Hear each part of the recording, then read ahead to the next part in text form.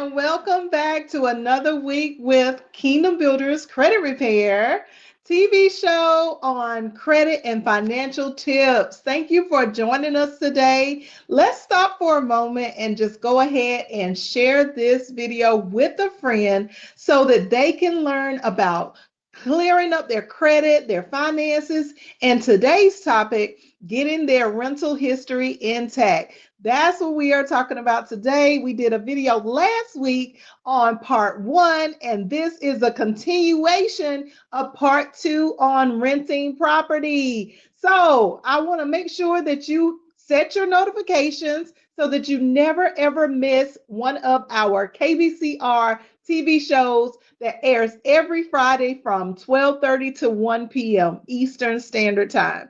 We are also powered by the CTR Media Network, and we just want to give a shout out to them and thank them for allowing us to be viewed by billions of people all across the globe. All right, so today we are jumping into the subject matter of renting property again. And today we would like to start out, as we always do, by establishing what is credit. Because how do we get into our financial situations? It starts with our income and deciding that we make so much money, but we don't necessarily make enough money to be able to purchase everything that we want to buy. So therefore, we have to deal with having credit. And if you don't know by now, credit is up there with oxygen. Y'all sniff that? Y'all sniff that? That's oxygen. It's called credit, oxygen. Okay. All right. So just a little funny tip. But anyway, the point is that whenever we look at having credit, we need to first understand that credit is established by the fact that we don't have enough money to pay for the things that we want or the things that we need. And so we go to a financial institution to obtain credit. So we got to have a pretty good reputation in order to get credit. We got to have so many different things that are checked off in the boxes in order for us to get credit. So let's dive into today's message about renting property. Now, last week we talked about the reality of there are multiple types of reporting agencies out there, and it's not just about credit reporting agencies, it's also about the rental property reporting agencies. So we're talking about the fact that there are different companies that are literally established to collect data from you and I, and they collect the data and then they send the data to the reporting companies. So one of the companies that we talked about last week is the rental property companies. They send the data to the rental property companies that hold the information about your renting history.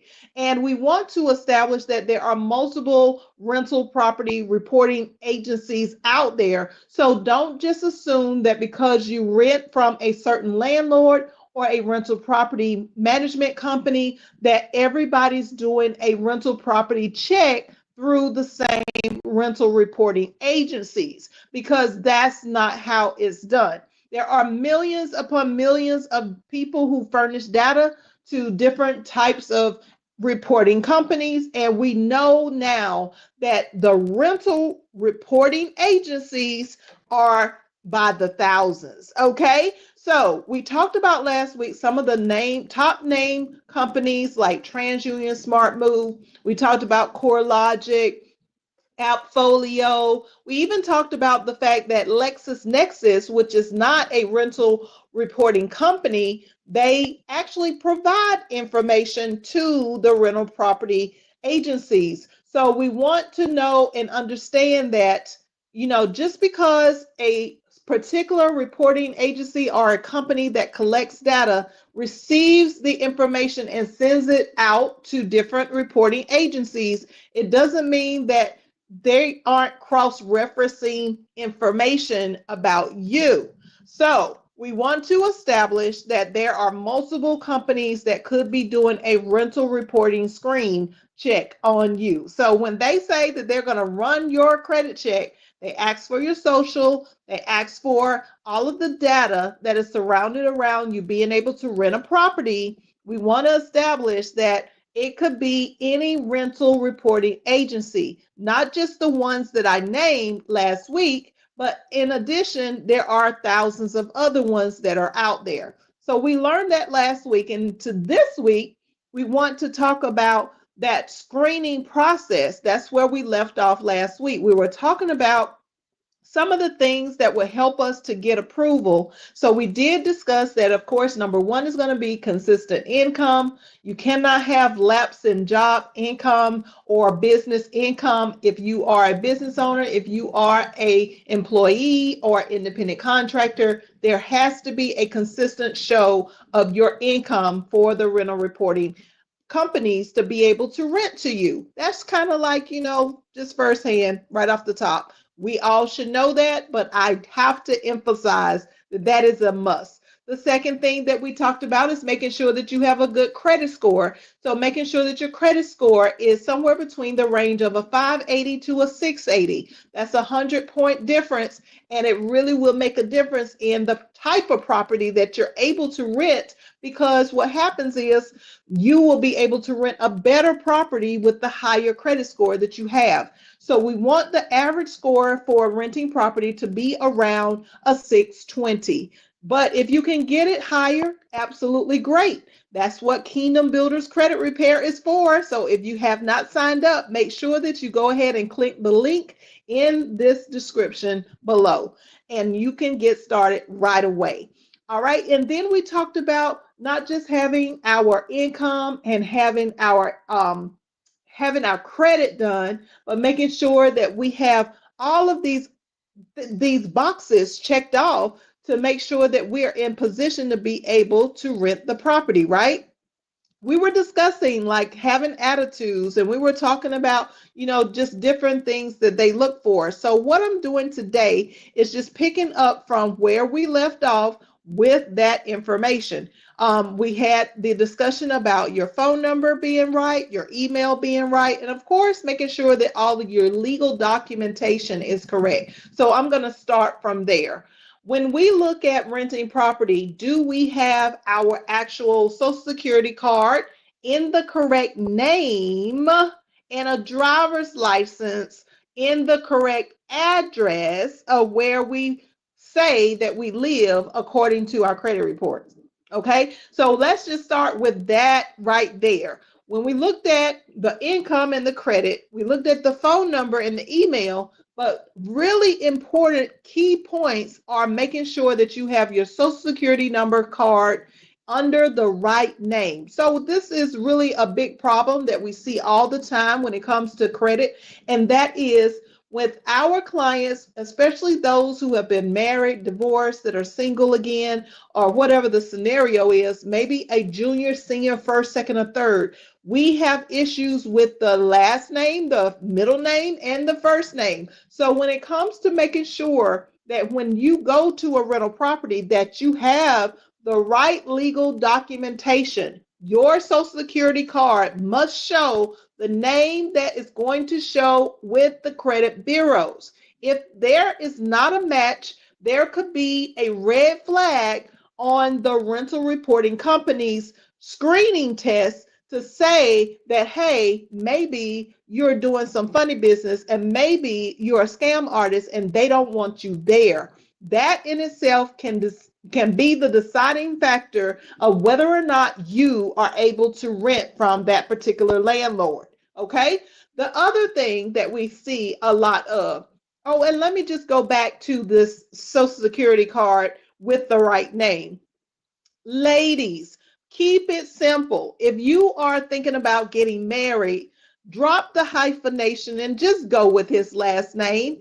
Keep it simple and easy. We don't want a lot of confusion in your files. The more names that are shown on the credit report and the more names that are shown on the different types of legal documentation, such as your driver's license and your Social Security card and your data and your birth certificate, they all cause problems for you to be able to move forward with renting property and other things as it relates to finances and credit. So we got to really be smart, ladies. We got to be smart. And guys, we also have to be smart in the sense that if you have been using junior for umpteen years, if you were in high school and they call you junior, but you decided that when you became grown and an adult, you didn't want to use junior no more, just because it makes you think about being a kid again and you're a man now, listen, go ahead and use junior, because junior or senior or first, second, or third as a suffix on the end of your last name will help to make it very simple and easy for someone to identify you versus your father or any other person that is a part of your family member, or even someone that's not a part of your family that may have the exact same name. And if you especially don't have a middle name, that goes for both male and female. If you don't have a middle name and you just have a first and a last name, there should be something that allows the people, when they look at your paperwork, to see that you are different and you're different from the other person. I was going to call out a name, but I can't call out names here. But yeah, you're different from the other party that has the exact same name that doesn't have a middle name.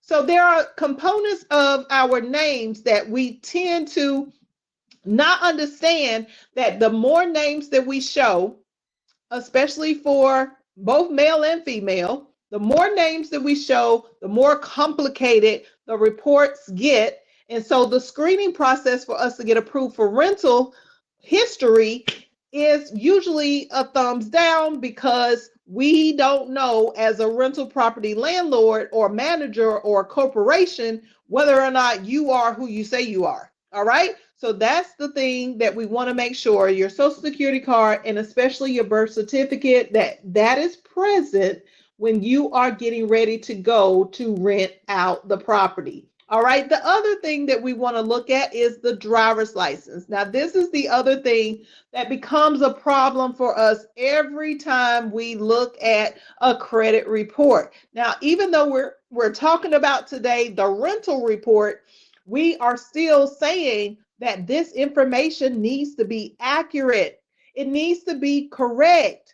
So on your driver's license, you have your name. That name should match your social security card and your birth certificate. Then we have the driver's license address, and the address that most of us use is an old address or mom and them address. And listen, that's not okay, y'all. That is not okay. When we look at applying for any type of credit in the regular credit arena of reporting with Equifax, Experian, TransUnion, and Innovis, we know that you got to have the correct address so that the credit that we are purchasing will come to the right address, the bill, the statement. And if you are applying for credit cards or department store cards, where is it going to go? If it is going to mom and them's address, and will you actually receive it, or could somebody take it out of the mailbox and run off with your credit card? That's how so many scam artists happen. But we are talking about the rental property, and it works the same way. If you are showing that you were renting you were previously residing at mom and them address, and it makes it seem like you have never ever moved out from your home address, then why would a landlord really want to take a risk on you? Because there's no history to show proof that you have been renting anywhere. And you could be in your 40s or 50s or 60s or whatever age. But the fact of the matter is that when you become a person that is going to always show mom and them's address, it makes it seem like you're still a kid and that you never had any experience in the real world. So most lenders, most rental property companies will not want to take the risk of putting you in their place of residency, because they are saying that they don't trust you. So let's go ahead and go to the DMV and get our addresses changed on our driver's license so that it will match what is on our credit reports, so that it will match what is on our paycheck stubs or on our business bank account statements, so that when we present the income and they check the credit reports, that it will all match. All of our legal documentation will match the same information that is reporting on every piece of paper. Okay, so we want to establish that that has to be done. Okay, we got to make sure that that's done. We talked about the phone number and the email. That's very important.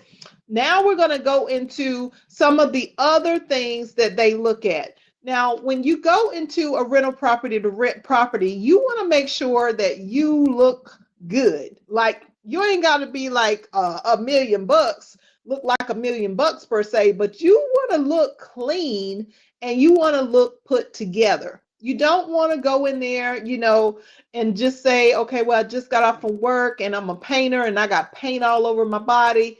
Or I'm in construction and I got dirt everywhere. My shoes are dirty. My shirt's dirty. My hair has dirt in it because I work in construction. It does not matter what your situation is of why you would walk into a rental property and not look clean. When I say looking clean, look like you took a shower today and look like you chose the appropriate attire so that people will not pass judgment on you in the rental property office. Okay, so we want to make sure that you look like somebody. Okay, you're supposed to be looking like somebody anyway because you are somebody. So don't go to a rental property under the assumption that they have to accept you as you are. We're trying to make a good impression here so that we can rent at the right places, at the places that are going to allow us the livelihood, the comfortability, the opportunity for our kids to be able to go to the best schools, the opportunity for our parents to maybe be around the corner in the assisted living home. We want to make sure that we're close by the police or the fire department, or we want to make sure that it's a nice hospital around the corner. And in order for us to be able to rent at these type of locations, we got to think about what we look like when we go in person to fill out an application, or if we are coming in to just do an interview to see if we can fill out an application for a rental property. Do not go to a rental property looking any kind of way. Comb your hair, wash your face, get the crust out of them eyes, clean out your ears even so you can make sure that you're hearing correctly. And, just make sure that your nails are cut, you don't have dirt under your fingernails. Make sure that you look like something that somebody will want to give a building or a space to for rent. Okay. All right. So we got that down pat. The next thing that we want to look at is being able to have the good history of renting. So when I say good history of renting, I want us to understand that there is a big difference between us when we say that we're going to pay our rent on time versus us paying in a grace period. First of all, we learned in the previous videos, and you can go back and watch this when we talked about credit initially, that when you look at having credit, the number one thing we need to understand is that all credit has a due date, and the due date on all credit, it has been established that the due date is not the first day to pay your bill. It is the last day to pay your bill. It is the last day to pay your debt. It's the last day for everything. So whatever your due date is, don't assume that you got a grace period for the purpose of being able to make the payment every single 30 days in the grace period window. Okay, so here's what I'm saying. If you are due on the 1st of every month, like all renters require, or the 5th of the month, right? So most of the renters require either the 1st, the 5th, or the 10th of the month. So whatever the due date is, let's say it's the 1st, and you decide to pay it within your grace period on the 5th. Do you not understand that your due date being the 30th day is saying that you're already 30 days late? So if you decide to pay it on the 5th instead of the 1st of the month, then you're paying 35 days into the previous month's payment. Okay, so when we look at the due date, we have to understand that the due date is not the first day to pay the rent. It's not, even though your rent is due on the 1st of every month, you should have already been making some sort of a payment towards the rent the previous weeks. So one of the things that we teach our clients to do is to make their payments 2 weeks prior to their due date. And this is something that you really should be doing as it applies to your rent every 30 days, okay? And even your mortgages, okay? So if you are renting property, you want to make sure to have a really good rental history. When you decide that you're going to pay within the grace period, what's happening is you're showing the rental history that you are at risk of an eviction. And y'all don't believe me, but those rental reporting agencies are keeping track of every single month that you don't pay by the 1st of the month, if that is your rent's due date. If you're due on the 1st of the month and you go past the grace period, or not even the grace period, if you go past the due date of the rent, then there's a possibility that the rental reporting agency, or rather the rental property itself that you're renting through, is sending the data that you did not pay on the 1st, that you paid within the grace period. And even though they have not necessarily started an eviction process, it does not mean that the eviction process will not show up on your credit.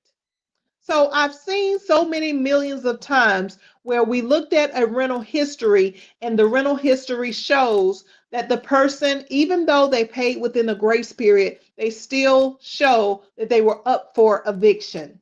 So that's why I'm explaining to you, for you to win at the rental property game, you have to understand that you need to be paying your rent before it's due. Go ahead to the website that they gave you, click on the app, and start making some of your rental payment before the due date so that the report will not have the ability to show that you paid after the due date, even if you have paid within your grace period.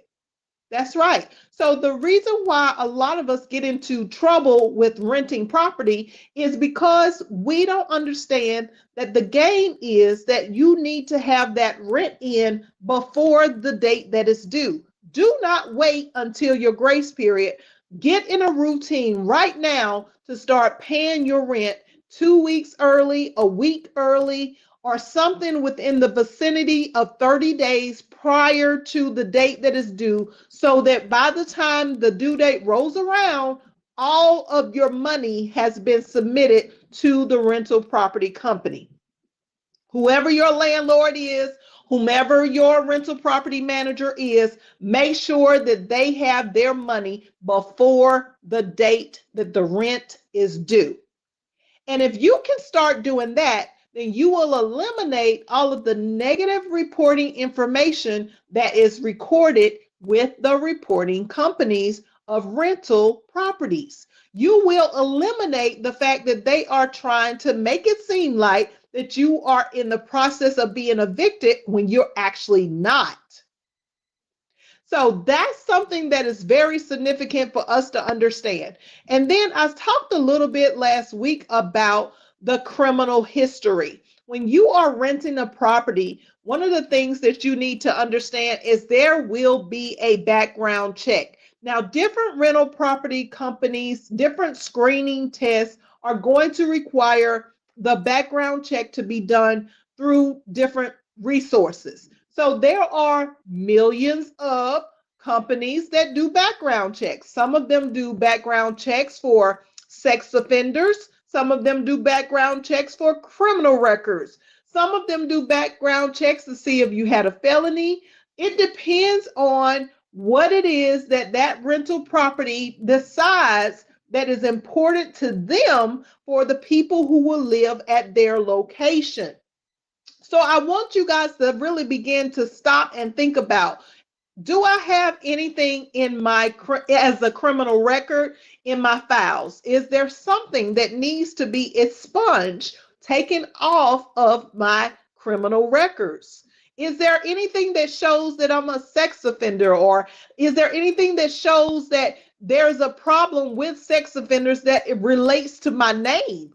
Okay, is there anything that shows that I am a person that had disturbance in the area? Last week, I was telling you about someone who had an accident at a particular parking lot. Well, there's also a situation where a very close friend of mine would always go to her kids' school, and every time she went to her kids' school to pick up her kids early, or just to go up there for her kids in general, maybe to go take them to a doctor's appointment, to a dentist appointment, or to get them out of school early, for whatever the reason, they would make her do this strenuous verification process. She would have to provide her driver's license, her birth certificate, her, her social security card, everything. She even had to show like her rental lease to make sure that she lived where she lived. Why? Because previously there was an incident on school grounds where someone was trying to hurry up and get in the parking lot,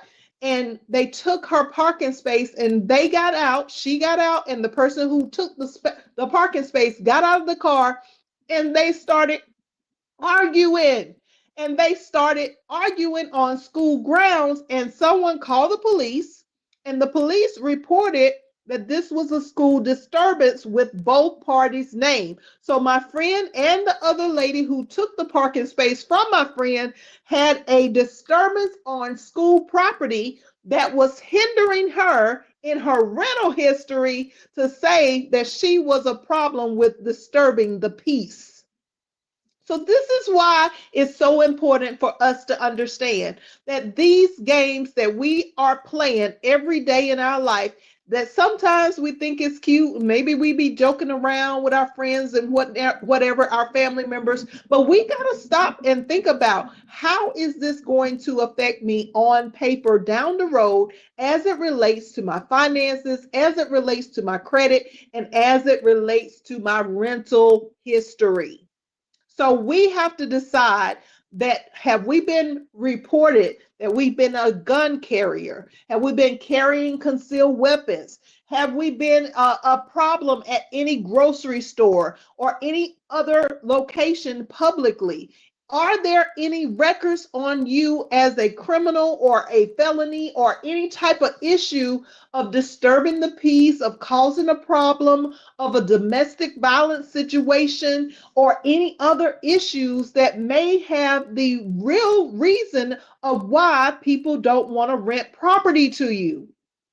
See, this is why we do what we do at KBCR. The reason why we don't get approved for different types of rental properties is for these multiple reasons. And we want to make sure that you have the opportunity to make changes today. So the reason why we do what we do in sharing this pertinent information about finances and credit and all different types of scenarios that people are having in the world is because we care about your credit, your finances. We care about your money. We care about your business. We care about all of these things. And that's why we do what we do, y'all.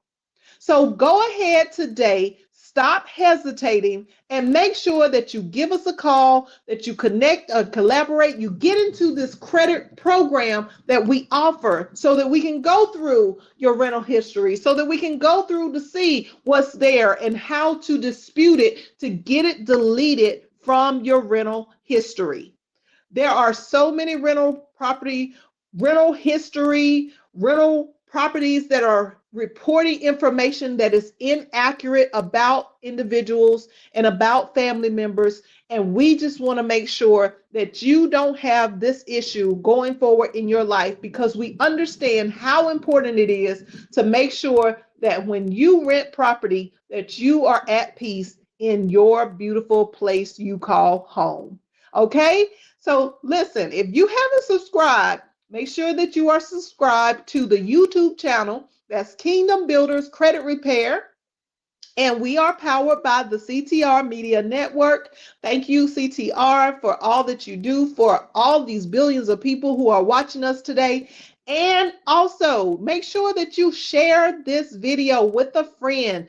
Go ahead, like and subscribe. And listen, put your scenario down below so that we can answer any questions that you may have regarding your rental history, and get into our program so we can take it a little further and clean up the mess for you. All right. Thank you for watching today. Make sure that you have set your notifications so you don't forget to see us when we come on every week from 12:30 to 1 every Friday. All right. Thank you for watching. See you next time. Bye-bye.